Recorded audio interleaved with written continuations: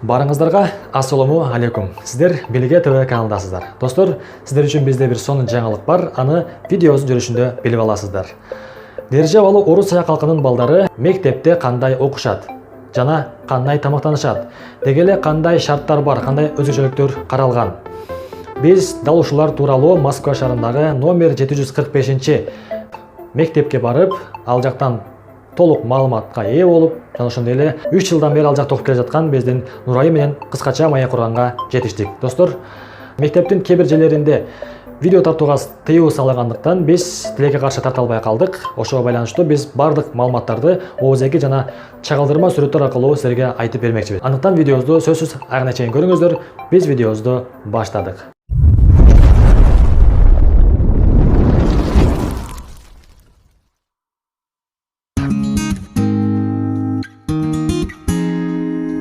Ушул мектепте окуп жаткан биздин Нурайым аттуу кызы менен бир аз маек курмакчыбыз. Анда эмесе ошол маекке назарыңыздарды бөлүңүздөр суранабыз.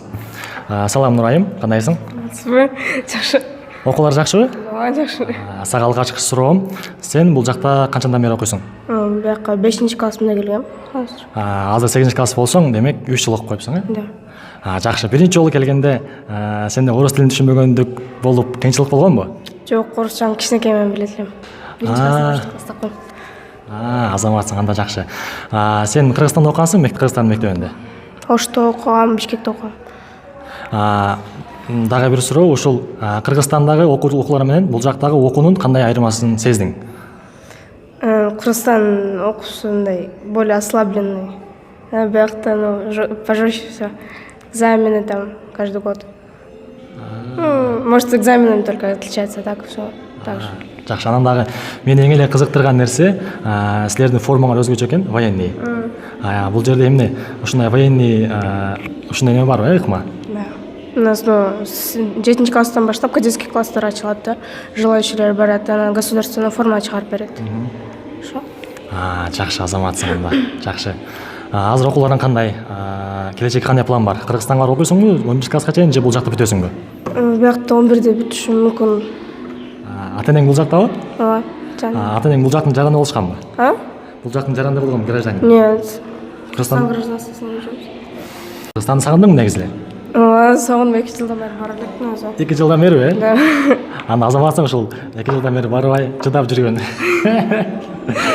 Качан барайын деген план бар Кыргызстанга? Майда барабыз, Кудай кааласа. Майда барсаң, анда жакшы аз эле калып туруп берсе, азамат. Бул жактын тамагына сен бир айда канча сом акча төлөйсүң? Где-то 150, может быть. 150 каждый день? Да. Ошондо бир айында канча болот? Не знаю, там 1500, может быть. 1500 каждый месяц?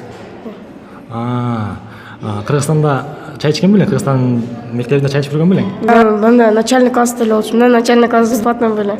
Бесплатно, э? Да, Кыргызстанда эле чай ичкен эмесмин. Бул жакта начальниктерге бесплатный болбойт, э? Бесплатный болот, если там многодетная семья болсо, же инвалид болсо. Жакшы, азамат.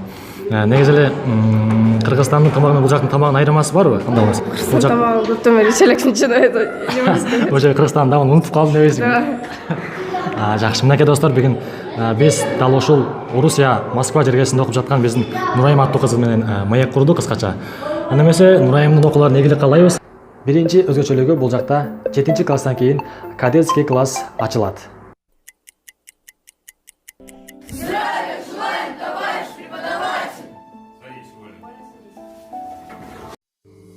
Кадет деген сөз француз тилинен алынган болуп, орусчасына младший, ал эми кыргыз тилине кенже болуп которулат. Ошондо мааниси жагынан кенже жоокерлер болуп айтылат. 7-класс башталганда каалоочу окуучулар кадетский лагерге барышат. Ал жакта бир нече күн ар тараптан келген окуучуларга аскерге чейинки даярдоо сабагы өтүлөт. Жана алардын формалары дагы накта жоокердикиндей.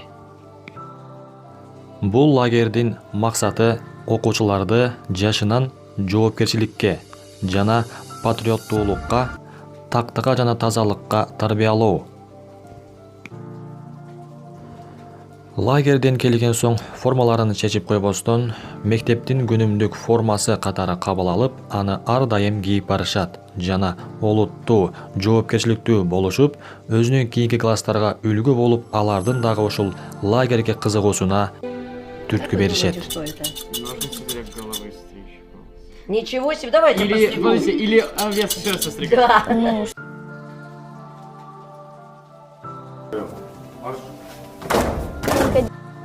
Бул лагерге бардык окуучу эле баруу укугуна ээ эмес. Физикалык жактан жакшы жана мектепте дагы жакшы окуган окуучу гана бул лагерге бара алат.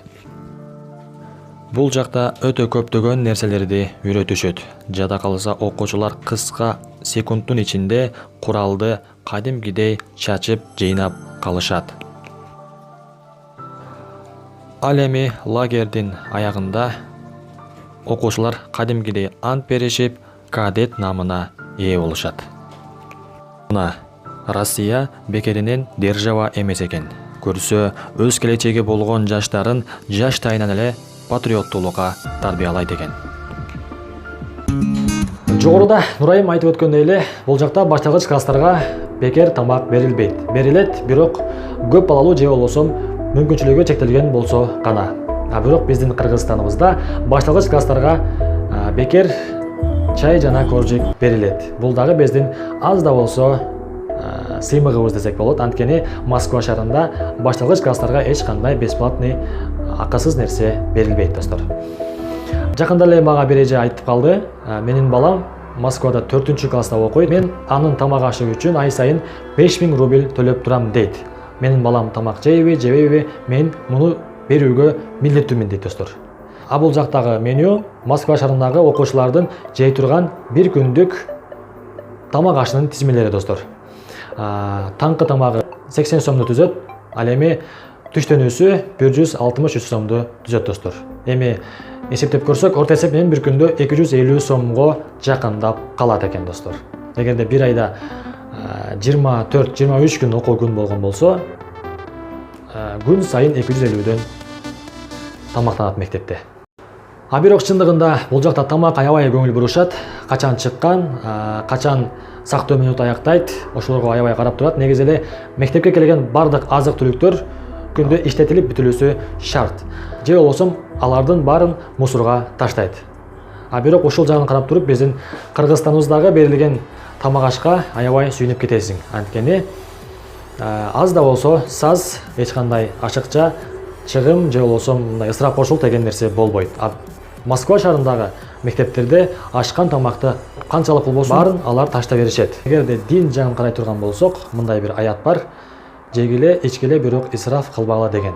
Бирок бул исрапчылык бул аятка абдан карама-каршы. Кыргызстаныбыздын эртеңки келечеги боло турган биздин мектеп окуучулары дагы мейли формасы башкача болсо болсун, тамак аш дагы мынчалык деңгээлде болсо болбой эле койсун, бирок биз үчүн эң маанилүүсү алардын билими, достор. Билими жакшы болсун. Достор, мынакей биз дал ушул мектептен бүгүн видео тарттык десек болот.